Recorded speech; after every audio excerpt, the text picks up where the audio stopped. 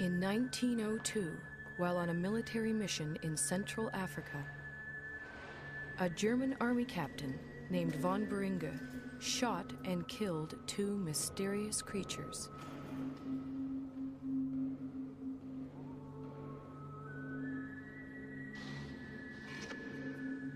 He then sent the skull and bones of one of them back home to Germany.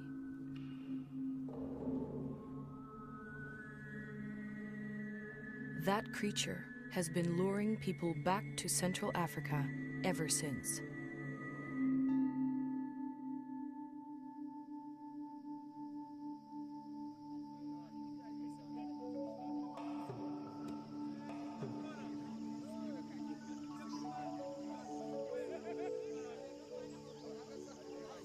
In 1921, American naturalist Carl Akeley made his way to the gorilla's ancestral home. The Virunga volcanoes, in what was then the Belgian Congo. Akeley brought a movie camera to document his visit, and a little girl to help prove Africa wasn't such a dark continent.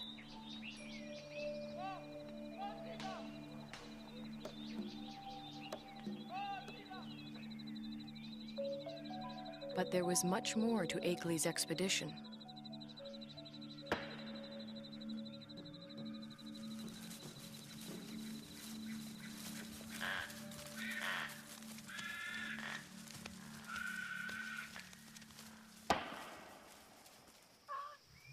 Akeley had come to collect mountain gorilla specimens for exhibit in New York.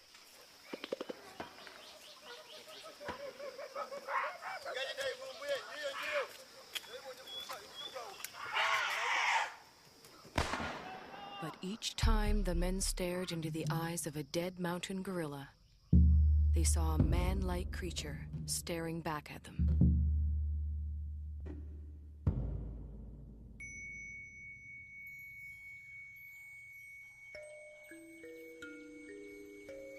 Akeley decided the killing must end. He urged Belgium's King Albert to make a permanent sanctuary of the gorilla's home.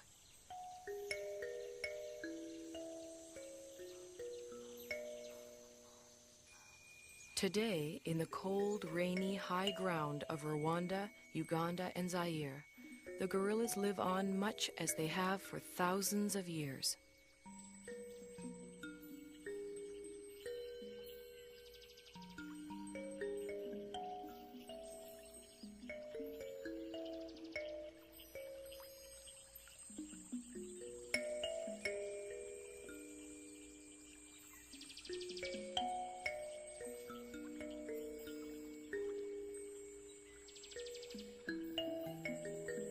Only now their mountain home is tiny and isolated, pressed in on all sides by people and farmland.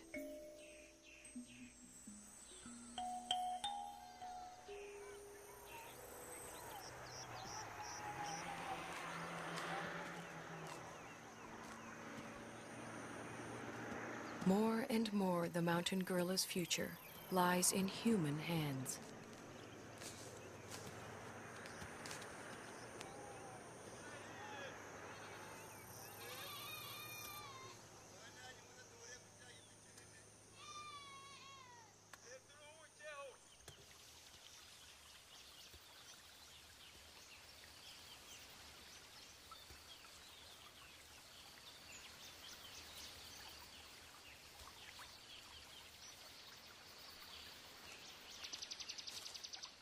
American field biologist George Schaller was the first person to study mountain gorilla behavior.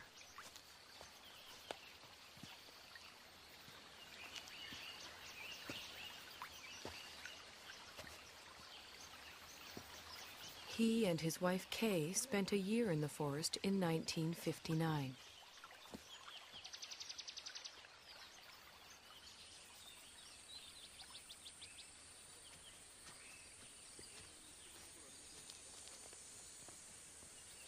A number of other scientists have followed. Among them, current director of the Karasoke Research Center, Diane Doran. Hi. Hi, you made it. Good to see you. Hi. Hi, nice to see you. You made it just in time. The patrol's going out, and I was going out to see gorillas with Barabagwiza.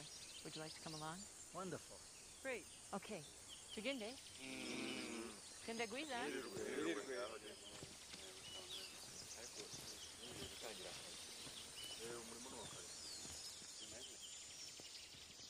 Gorilla researcher Diane Fossey established Karasoke in 1967 in the forest she grew to love.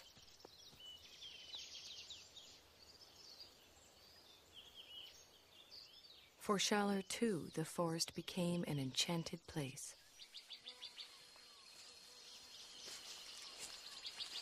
Some of my most magical moments with wild animals were watching gorillas, staying with them day and night. I used to do all my own gorilla tracking. You walk along slowly, you see the broken vegetation, you smell the animals. There's the musty, somewhat sweet odor of gorillas in the air.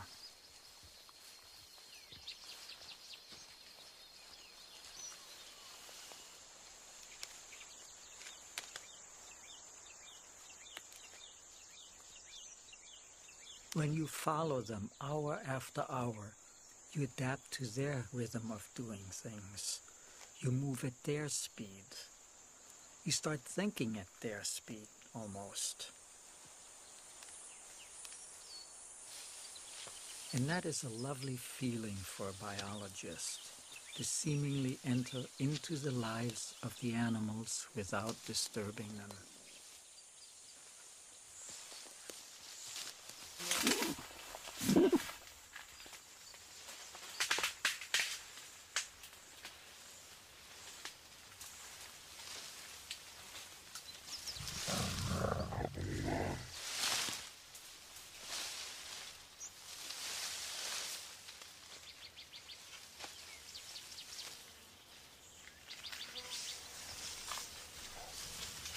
When approaching the animals, scientists try not to be too quiet. Mountain gorillas like to know when people are near.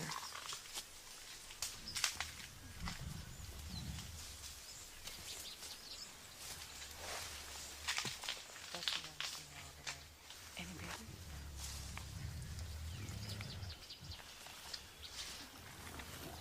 The mountain gorilla's day is spent feeding and resting. Feeding and resting, and feeding some more.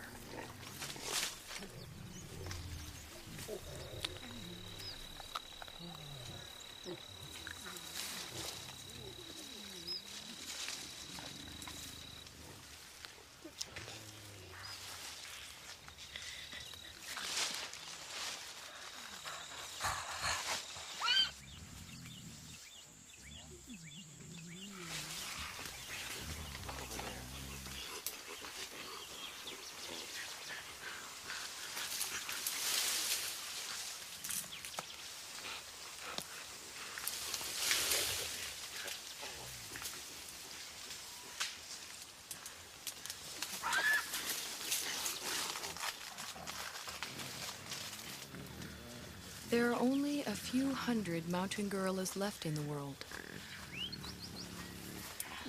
Most live as part of a family. The father and protector of this family is the male silverback, Umagumi. He acts as a magnet for the group.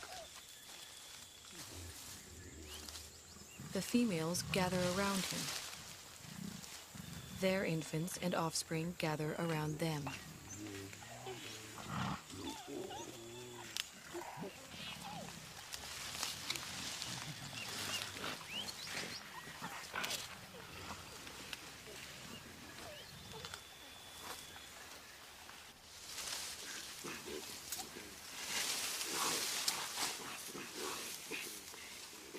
Mountain gorillas are social animals. The closeness begins in infancy. Rarely, if ever, does a mountain gorilla mother let her baby out of her sight.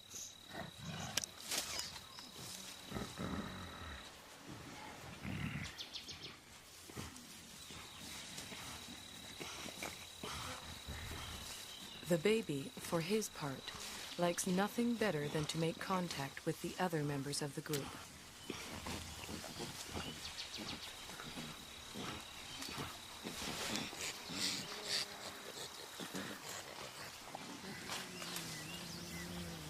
Even when they spread out to begin their daily search for food, the gorillas continue to communicate with one another.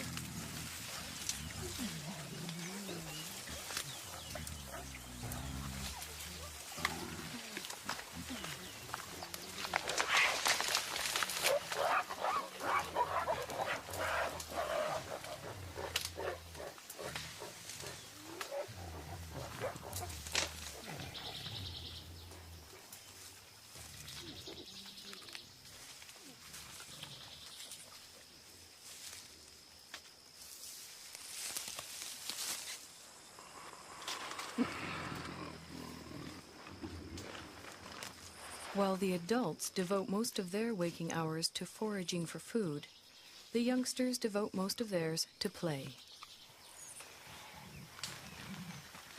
Park guards have named this 3-year-old Nzeli.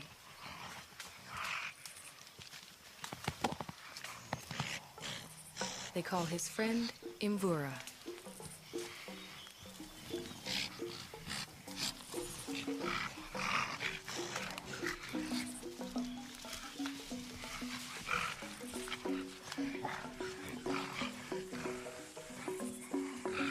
At 8 years, Karira is a bit of a bully. Washushwe is only 4.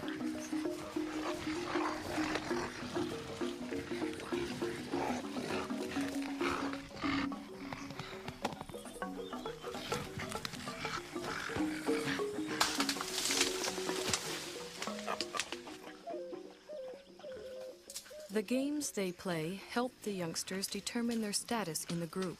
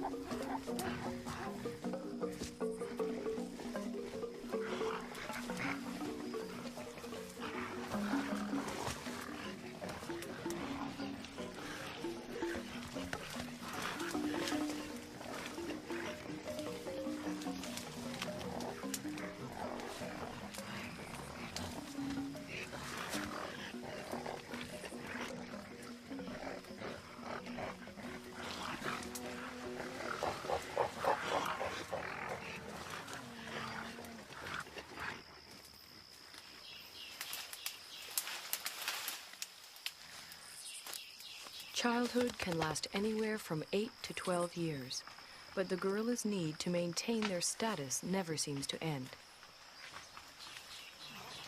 Any opportunity to reinforce the hierarchy is seized upon.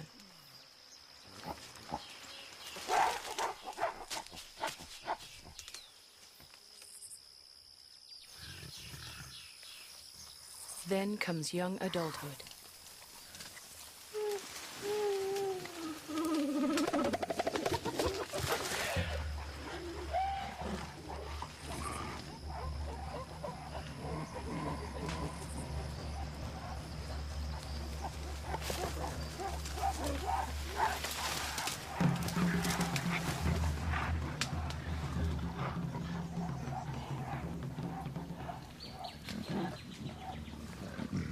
At 13, Intwari has the beginnings of a silverback and his first real sense of the power that comes along with it. He also has a dedicated young male follower.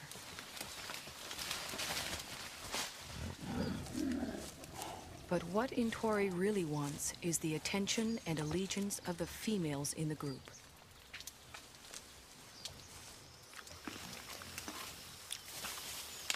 Umugumi doesn't seem too threatened by Intwari's advances towards the females. Well over 400 pounds, the dominant male silverback could easily discipline the younger one, or throw him out of the group altogether. For now, Umugumi seems content to focus on the local vegetation, of which he eats some 50 pounds a day.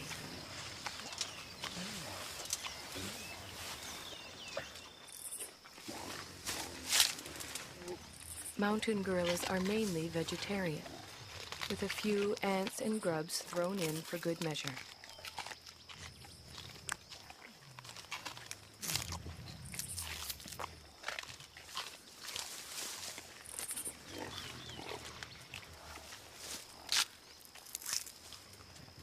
Their staple diet includes a bitter, stinging mixture of thistles, nettles, goosegrass, bamboo, and wild celery.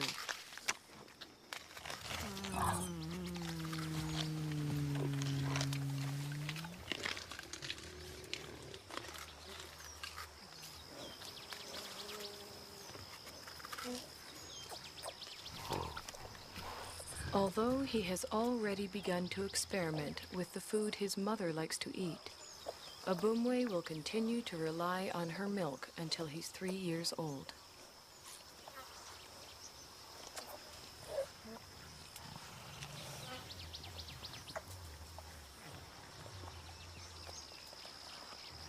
By the time he's 4, Abumwe will be strong enough to forage on his own.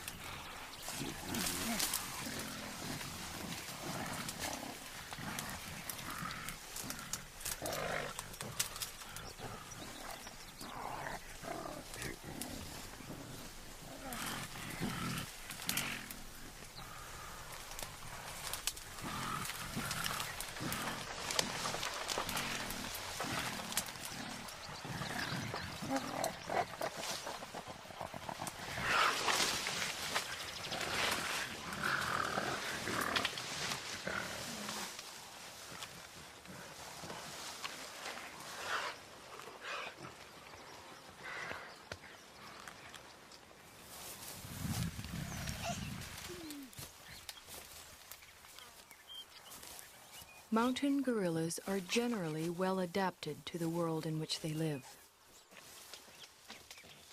But however idyllic their home may appear, for the youngsters in the group, the mountains hold many perils.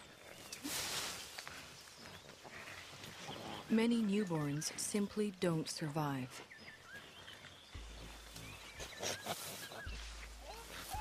Mbele gave birth 2 days ago. It will be several months before she can even let go of her baby, much less let him out of her sight.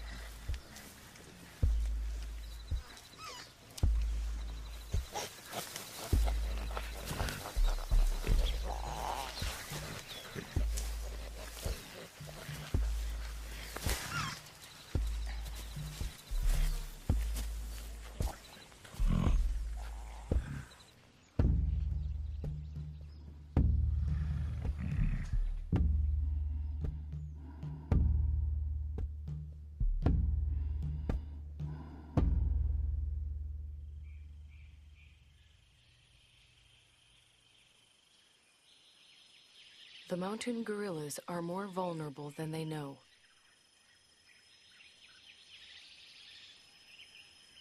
Their ancestral home is much smaller than it once was.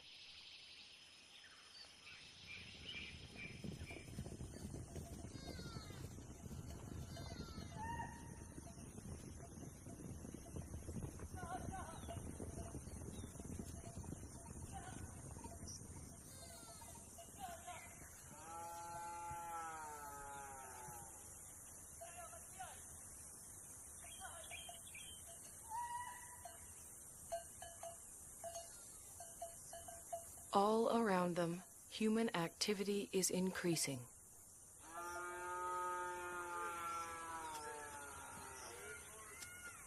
Yet the mountain gorillas continue to live and move in ways familiar to them for generations.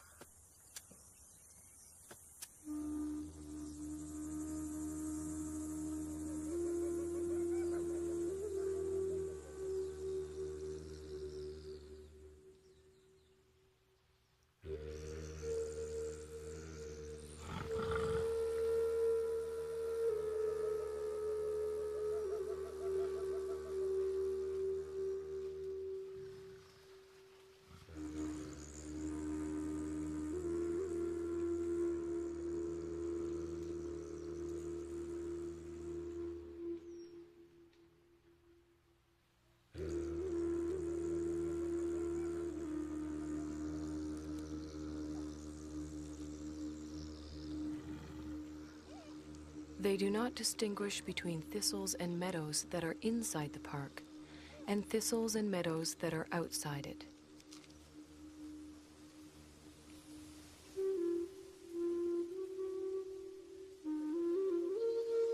They simply go where their never-ending search for food takes them. Only now they find others there.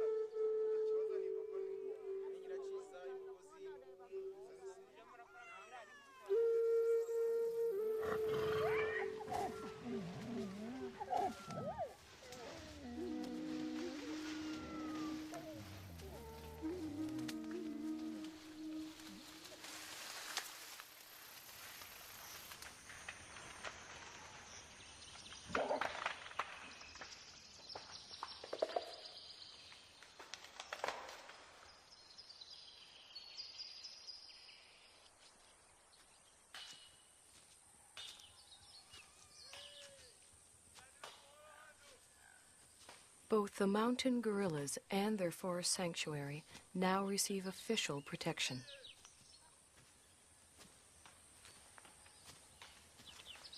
Park guards and anti-poaching patrols go to the forest every day.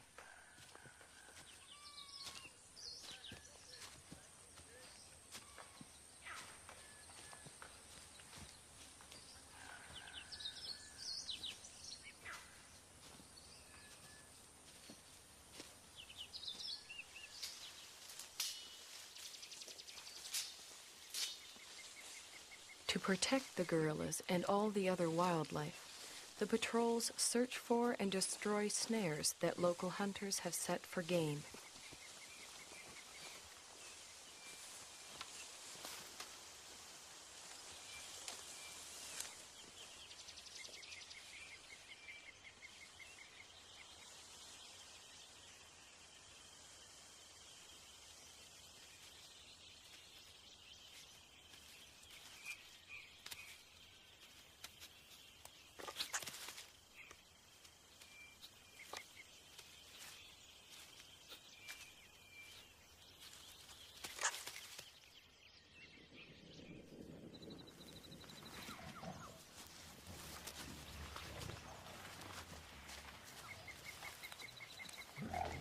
The guards search the forest, checking on the gorillas' whereabouts and welfare.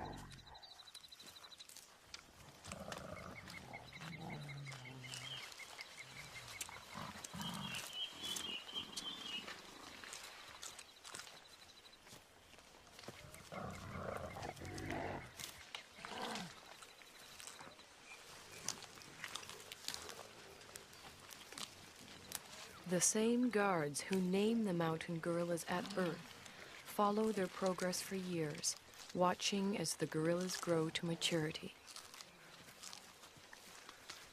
Over time, a close relationship develops, a bond between the animals and the men.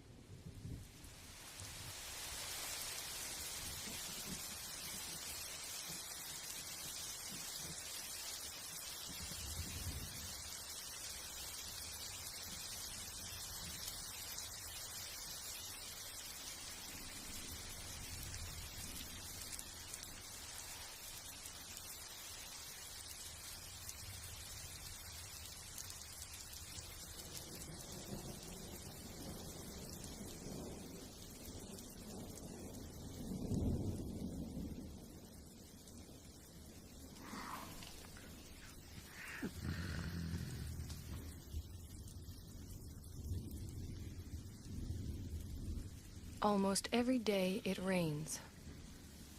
The mountain gorillas don't seem to like it.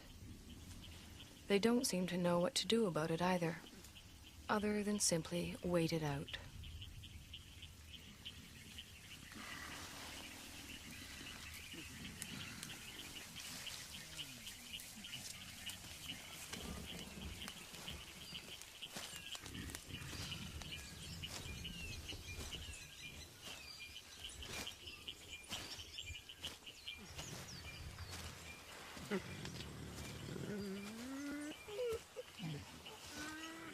At least the rain provides them with a rich supply of food.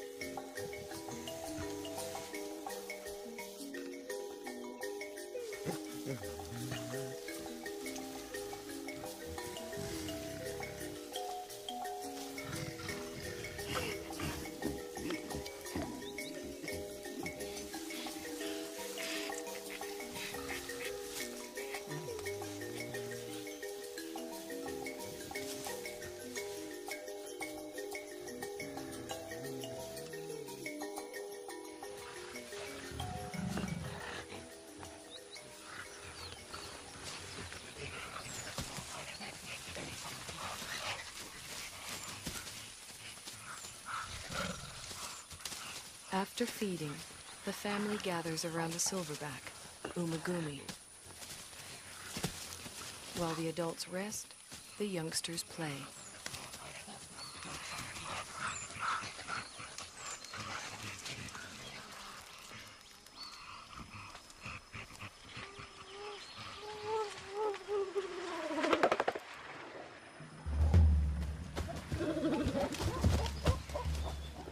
For the group's leading young adult male, it's become much more than play.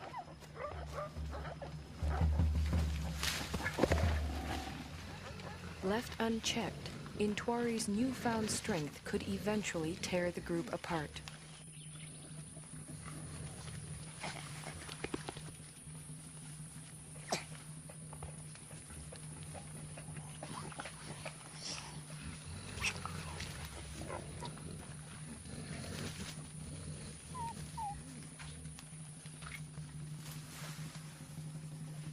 The threat Intwari represents puts females such as Poppy on edge.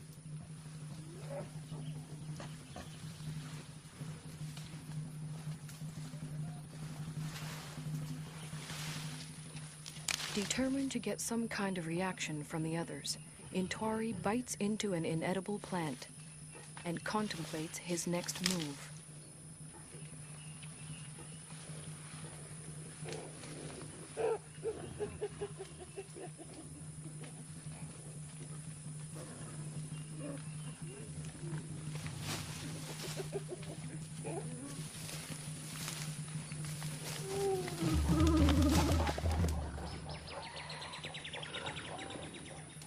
This time, even Umagumi seems uneasy.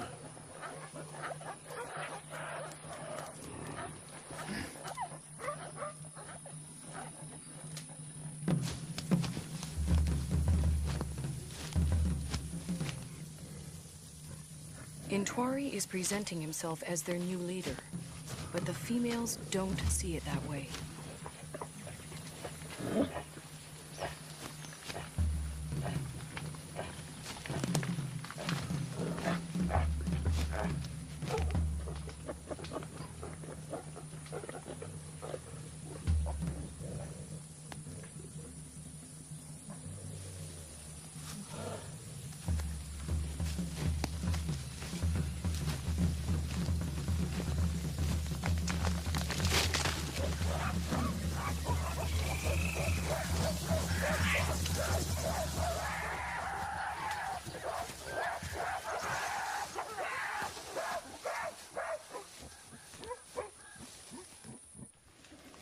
Having forced Intwari out, the group moves on.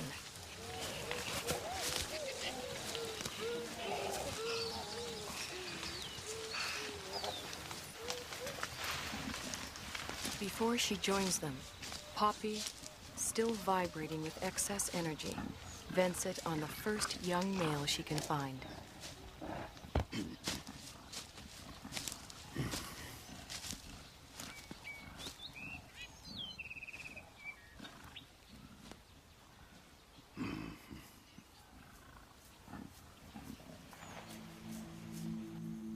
To be pushed out for good seems harsh, but what Intwari really needs now is time and space to mature, to the point where he too can have a family of his own.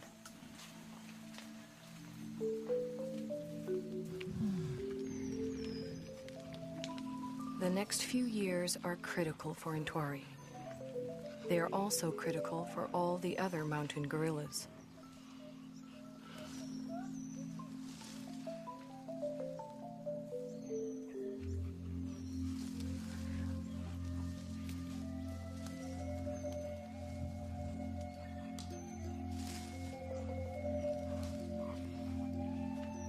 Whether the outside world will allow Intwari and the others the time and space they need is an open question.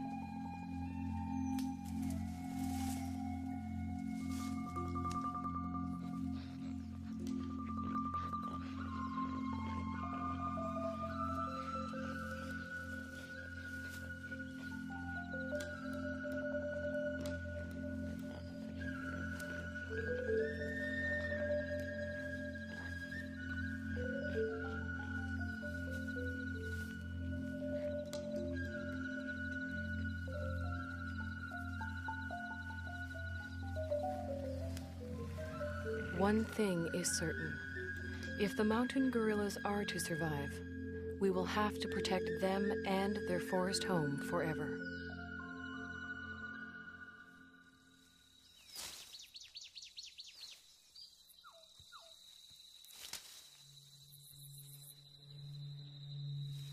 If we ever turn our backs, they'll be gone.